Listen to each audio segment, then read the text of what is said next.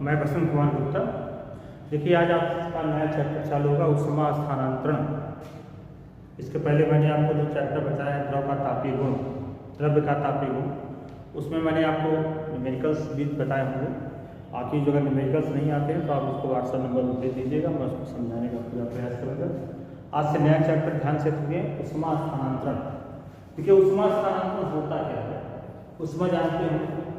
अब ऊष्मा का स्थानांतरण कैसे, ऊष्मा का एक स्थान से दूसरी स्थान जाने की जो क्रिया होती है, जिस रूप में जाती है ऊष्मा एक स्थान से दूसरे स्थान तक जो जाती है, जिस स्वरूप में जाती है, उस जाति जिस स्वरूप में जाती है उसको ऊष्मा स्थानांतरण कहते हैं। ऊष्मा स्थानांतरण की तीन विधियां हैं। नंबर 1 है चालन,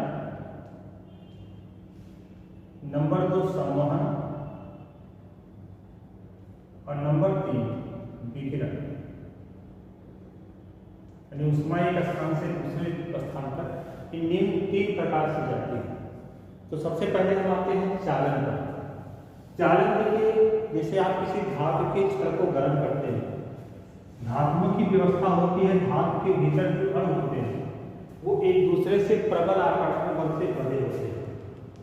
एक दूसरे से किस आकर्षण बल से, प्रबल आकर्षण बल से क्या होते हैं, बंधे होते हैं, और अपने स्थान पर रह के क्या करते हैं, कंपन करते हैं, वाइब्रेटिंग करते हैं। जब किसी धातु के छड़ के एक सिरे को आप गर्म करते हैं, केवल एक सिरे की बात करें, एक सिरे को गर्म करते हैं तो इस धातु के छड़ को ऊष्मा मिलती है। धातु के छड़ को ऊष्मा मिलने का मतलब इस कण को ऊष्मा मिलती है, और जब कण को ऊष्मा मिलती है तो पहले कण ऐसे मान लीजिए कंपन कर रहे थे तो उनके कंपनों का आयाम क्या हो जाता है, बढ़ जाता है। ऊर्जा बढ़ने पर आयाम बढ़ जाता है, कंपनों का आयाम बढ़ जाता है। आयाम मतलब अपनी साम्य स्थिति के एक ओर जितना जाता है वो आयाम होता है। तो प्रारंभ में सामान्य तापदाब पर आयाम कम होता है, पर जब ऊष्मा मिलती है, जो ऊर्जा मिलती है, तो इनके कंपनों का आयाम बढ़ जाता है। तो ये दूसरे अणु से टकराते हैं, तो दूसरे अणु से जब टकराते हैं तो अपनी कुछ ऊष्मा दूसरे वाले को दे देते हैं, तो उसके भी कंपनों का आयाम बढ़ जाता है। तो तीसरे अणु से टकराता है, तीसरे वाले अणु से टकराएगा तो उसको भी कुछ ऊष्मा देनी लगेगी। ऐसे ही क्रिया एक स्थान से दूसरे स्थान तक होती रहेगी, एक कण से दूसरे कण तक होती रहेगी। ऊष्मा एक स्थान से छड़ के दूसरे दिखेंगे, छड़ का दूसरा सिरा भी क्या हो जाएगा, गर्म। यानी ऊष्मा चालन जो होती है, चालन जो होती है ऊष्मा संचरण की वह विधि है जिसके अंतर्गत माध्यम के कण अपने स्थान पर रहते हुए ऊष्मा को एक कण से दूसरे कण पर स्थानांतरण करते हैं, स्थानांतरित करते हैं। यानी इससे माध्यम आगे नहीं जाता, इसमें कण अपने स्थान पर रहते कंपन करते हैं और अपनी ऊष्मा को एक कण से दूसरे कण पर, दूसरे कण से तीसरे कण पर स्थानांतरित करते हैं।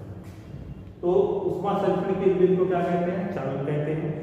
ठोसों में ऊष्मा संचरण जो होता है और पारे में, द्रव में जो पारा होता है उसमें ऊष्मा संचरण जो होता है वो चालन विधि द्वारा होता है। पारा जानते हैं एक धातु है जो द्रव अवस्था में पाया जाता है। दूसरी जो विधि होती है संवहन। संवहन देखना, संवहन में क्या होता है, जैसे मान लीजिए ये मान लीजिए कोई बर्तन है, इसमें कोई द्रव भरा है।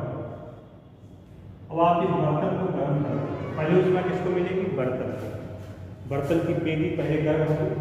अब बर्तन की पेदी के संपर्क में जो कण होगा वो इस बर्तन से ऊष्मा लेगा, और ऊष्मा लेकर इसका ताप बढ़ जाएगा। जब ताप बढ़ जाएगा तो घनत्व कम हो जाएगा। कण का जब ताप बढ़ जाता है उसका घनत्व कम हो जाएगा, और घनत्व कम हो जाएगा तो ये तुरंत हल्का हो जाएगा। हल्का हो, घनत्व कम होने पर ये हल्का हो जाएगा, ऊपर चला जाएगा, और इसके स्थान पे कोई अन्य अणु ऊष्मा लेने पहुंच जाएगा। ये भी टकराएगा, ये भी इससे ऊष्मा लेगा, इसका भी ताप अधिक हो जाएगा, और ताप अधिक हो जाएगा तो घनत्व कम हो जाएगा। घनत्व कम होने के मतलब ये हल्का हो जाएगा और ऊपर चला। ऐसे क्रिया होती रहेगी, और क्रिया कब तक होती रहती है, जब तक संपूर्ण जल का ताप एक जैसा है। यानी ऊष्मा चालन संवहन होता है, ऊष्मा संचरण की वह विधि है जिसमें माध्यम के कण स्रोत से ऊष्मा लेते हैं और अपना स्थान छोड़ देते हैं, उसके स्थान पे निम्न ताप वाले कण ऊष्मा लेने आ जाते हैं। ठीक है, इसे माध्यम के कण ही ऊष्मा का स्थानांतरण करते हैं। ठीक है, यानी अपना स्थान देखिए, संवहन जो होता है ऊष्मा संचरण की वह विधि है जिसमें जो माध्यम के कण होते हैं स्रोत से, जो जहाँ ऊष्मा उनको लेना जिससे होता है, स्रोत से ऊष्मा लेते हैं और अपना स्थान छोड़ देते हैं, उसके स्थान पर निम्न ताप वाले कण उष्मा लेने आ जाते हैं। यह क्रिया तब तक होती रहती है जब तक कि संपूर्ण माध्यम का ताप एक समान न हो। इस क्रिया को संवहन कहते हैं। तो द्रवों और गैसों में जो उष्मा संचरण होता है, द्रवों और गैसों में जो उष्मा संचरण होता है वो संवहन विधि द्वारा, यानी ठोसों में उष्मा संचरण चालन विधि द्वारा और द्रवों और गैसों में उष्मा संचरण जो होता है वो संवहन विधि द्वारा। अब तीसरी सबसे महत्वपूर्ण विधि है, इसको कहते हैं विकिरण। विकिरण विकिरण देखिए, विकिरण जो होती है उष्मा संचरण की यह विधि है जिसमें उष्मा एक स्थान से दूसरे स्थान तक विद्युत चुंबकीय तरंगों के रूप में 3 × 10⁸ मीटर पर सेकंड की गति से एक स्थान से दूसरे स्थान के वेग से 3 × 10⁸ मीटर पर सेकंड के वेग से या चाल से एक स्थान से दूसरे स्थान तक जाती है। यानी इसमें उष्मा जो होती है विकिरण के रूप में जाती है। ठीक है, इसके संचरण के लिए माध्यम की आवश्यकता नहीं पड़ती है। अगर माध्यम हो तो वह गर्म नहीं होगा। ठीक है, सूर्य से जो उष्मा आती है हमारे पास वो विकिरण द्वारा ही आती है। ठीक है, अब यहाँ एक प्रश्न उठता है कि जब से मान लीजिए कोई ठोस हम गर्म करें खुले स्थान में या कोई गर्म क्षण है इसमें गर्म करें, मान लीजिए गर्म क्षण किसी वायुमंडल में रखा है तो इससे देखिए उष्मा धीरे धीरे ठंडा होता है। ठंडा होने का क्या मतलब, इसमें उष्मा ह्रास होगा। इसका तापमान होता है कि माध्यम के कण स्रोत से उष्मा लेंगे, क्षण से उष्मा लेंगे, अपना स्थान छोड़ के चले जाएंगे ऊपर और कुछ उष्मा विकिरण द्वारा भी बाहर जाता है। विकिरण जो होता है इसमें सदैव उष्मा का संचरण होता है, चाहे वस्तु का ताप कम हो चाहे वस्तु का ताप ज्यादा हो। किसी वस्तु से या किसी माध्यम से या किसी स्रोत से उष्मा का संचरण विकिरण द्वारा सदैव होता है। इसके बारे में भी हम आगे चर्चा करेंगे। तो उष्मा संचरण की 3 विधियों में सबसे पहली विधि है चालन, दूसरी विधि संवहन और तीसरी विधि है आपकी विकिरण। अब इसके बाद आगे आते हैं क्रम से चालन के बारे में, उष्मा चालन के बारे में आते हैं। जैसे मान लीजिए किसी क्षण को आप गर्म करते हो, क्षण के एक सिरे को गर्म करते हो, ध्यान से देखिएगा समझिएगा। तो क्षण के एक सिरे को आप गर्म करते हो तो उष्मा चालन के द्वारा एक सिरे से दूसरे सिरे तक चली जाती है, इससे माध्यम के कण नहीं। अब इसके बाद हम इस क्षण को देखिए कई परिच्छेदों से मिलकर बना हुआ मान सकते हैं। हम इस क्षण को कैसे मान सकते हैं कि ये कई छोटे छोटे भागों से मिलकर बना हुआ है, कई परिच्छेदों से मिलकर बना हुआ है, कई परिच्छेदों से मिलकर बना हुआ है। तो पहले उष्मा किसको मिली, पहले वाले परिच्छेद, ये परिच्छेद वाली उष्मा, ये पहला वाला परिच्छेद उष्मा पहले ग्रहण करेगा तो इस उष्मा का कुछ भाग वो स्वयं अवशोषित कर लेता है। जो उष्मा स्रोत द्वारा प्राप्त होती है वो उष्मा स्रोत परिच्छेद स्वयं क्या कर लेता है, अवशोषित करके अपना ताप बढ़ा लेता है। कुछ भाग संवहन और विकिरण द्वारा बाहर चला जाता है।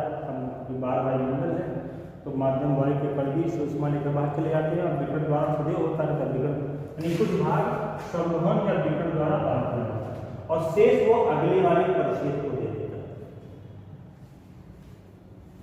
ये वाला परिच्छेद जो भी उष्मा प्राप्त करता है अपने पिछले वाले परिच्छेद से, ये भी क्या करता है, उस प्राप्त उष्मा का कोई भाग अवशोषित करके अपना ताप बढ़ाता है।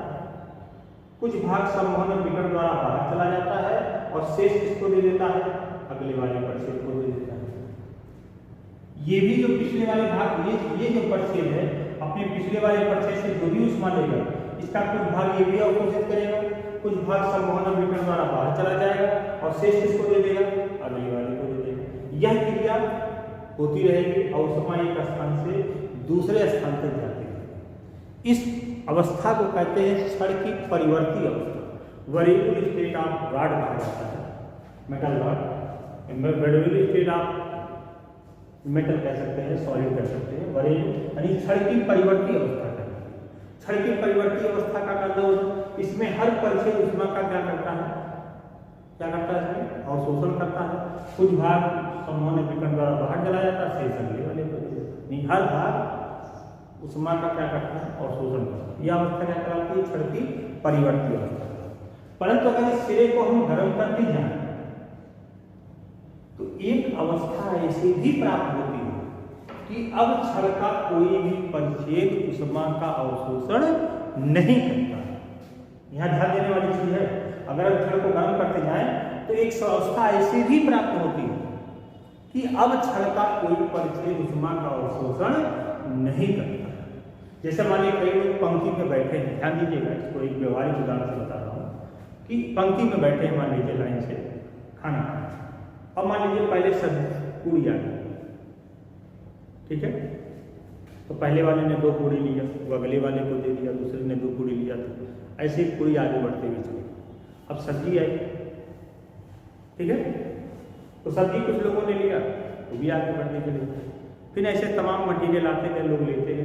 तो ऐसे अगर मटेरियल आते रहते, एक ऐसी अवस्था है कि अब कोई भी व्यक्ति खाना नहीं लेगा, क्योंकि उनका पेट भर चुका होगा खाने के बाद।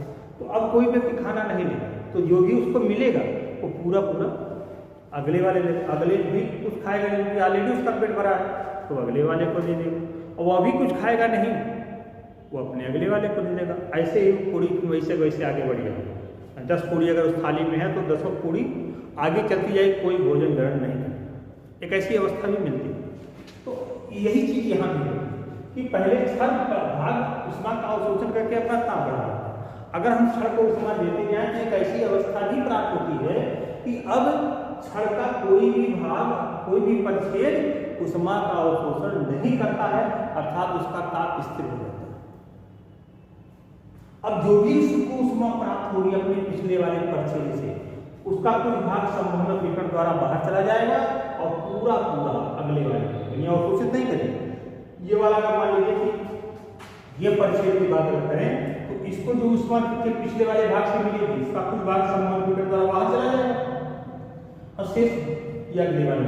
अगर हम कोई ऐसी व्यवस्था लगा दें, इसके चारों ओर कोई चालक माध्यम रखें ताकि उष्मा संवहन विकर्ण द्वारा न जाने पावे, तो ये होगा क्या कि जो भी उष्मा इसको प्राप्त होगी उसका पूरा पूरा अगले वाले को दे देगा, ये भी पूरा पूरा अगले वाले को दे देगा, ये भी पूरा पूरा अगले वाले को देगा, ठीक है। यानी अब छड़ का कोई परिच्छेद उष्मा का अवशोषण नहीं करेगा, जो भी उष्मा उसको पिछले वाले परिच्छेद से प्राप्त होगी उसका पूरा पूरा वो अगले वाले को दे देगा।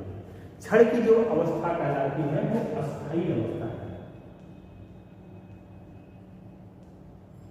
अस्थायी अवस्था का मतलब ये नहीं होता है कि हर परिच्छेद का ताप समान हो जाए, नहीं। अस्थायी अवस्था का मतलब होगा कि परिच्छेद का ताप जो भी है वो स्थिर हो जाए। जैसे मान लीजिए इस वाले परिच्छेद का ताप 100 डिग्री सेल्सियस है, तो इस वाले का वो नहीं रहेगा, वो 90 रहेगा, 80 रहेगा, पर जो रहेगा वो मान लीजिए इस वाले का 70 है, इस वाले का 60 है, इस वाले का 50 है, इस वाले का 10 है, 20 30 है, तो जो भी रहेगा वो स्थिर है, 30 से बढ़ेगा नहीं। समझ में आ रहा है कि नहीं? जो भी रहेगा वो स्थिर रहेगा। ये बहुत ध्यान से देने वाली ध्यान, ये अस्थायी अवस्था है।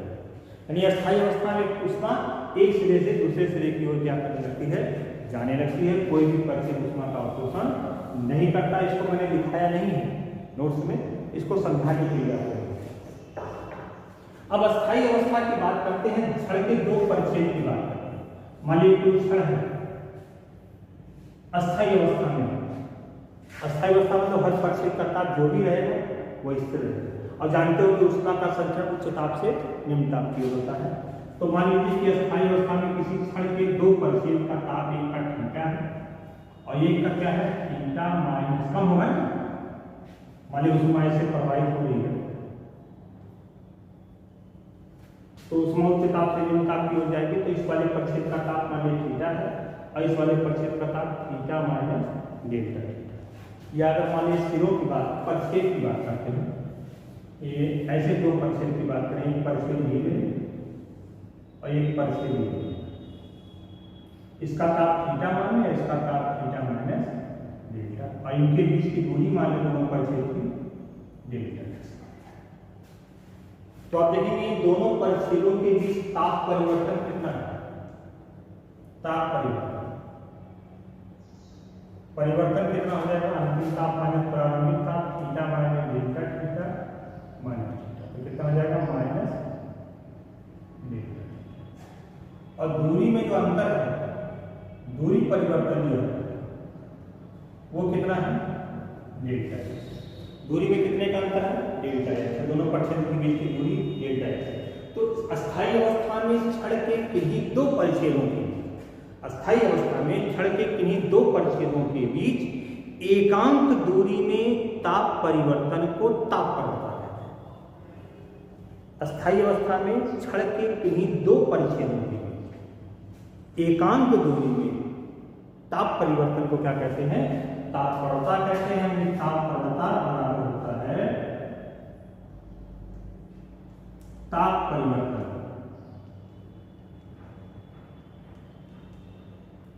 बटे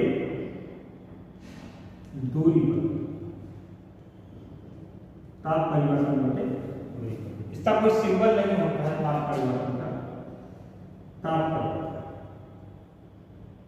बराबर, तो ताप परिवर्तन का मतलब हो जाएगा माइनस डेल्टा डेल्टा, दूरी परिवर्तन क्या हो जाएगा डेल्टा। ये ताप प्रवणता के लिए सूत्र है, मात्रक भी इसका होता है डिग्री सेल्सियस प्रति मीटर। फार्मूला तो आप निकालेंगे, ठीक है, यह एक राशि क्लियर हो गया ताप परिवर्तन। अब अगर मान लीजिए इस परिच्छेद का ताप हम थीटा 1 और इस परिच्छेद का ताप थीटा 2 और उस समय थीटा 1 से थीटा 2 जाएंगे, थीटा 1 बड़ा है थीटा 2, तब देखिए ताप प्रवणता क्या होगी। यहाँ हम छड़ की बात करते हैं, उसको छोड़ दें, छड़ के सिरों की बात करते हैं।